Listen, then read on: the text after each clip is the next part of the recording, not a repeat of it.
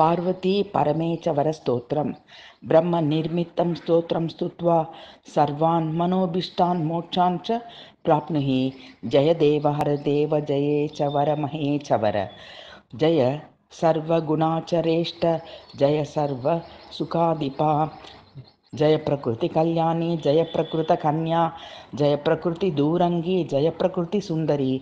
जय मोगा महामाया जय मोगा मनोरथ। जय मोगा महालीला जय मोगा महाबल। जय विचवा जगन्माता जय विच वजगन्मयी। जय विचवा जगत्तात्री जय विक्त्वा जगताकी। जय सत्वातिकी चवर्या जय सचवाटी कलय। जय सचवतीकार जय सचवती नुगा तीनुगा। जयात्मात्रय निर्मात्री जयात्मात्रय पालिनी जयात्मात्रय संहार्द्री जयमात्राय नैके। जयवलोकनायत्य जगत्कारण ब्रह्मणे।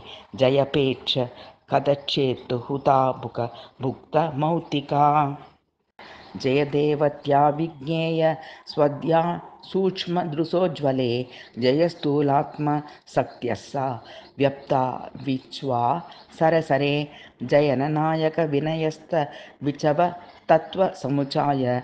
जय सुरशिरो निष्ठा जरेश धनुगा कटंबक। जयोर्पर्जिता संरक्षा संविदन पडियासी। जयोन्मूलिता संसार विषवृक्षां कुरोत्कामे। जय प्रते वीर्य शौर्य विजृंभणा जय विद्वा बहिर्भूता निरस्त परवैभवा। जय प्राणीताता पंचरता प्रयोग परममृत। जय पंचार्थ विज्ञान सुधा सरोतः स्वरूपिणी। जयति घोरा संसार महारोगा भिषक ज्वारा।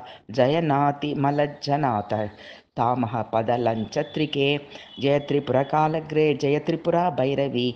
जय त्रिगुण निर्मुक्त जय त्रिगुणामूर्धिनी। जय प्रथमा सर्वज्ञ जय सर्व प्रपादिके।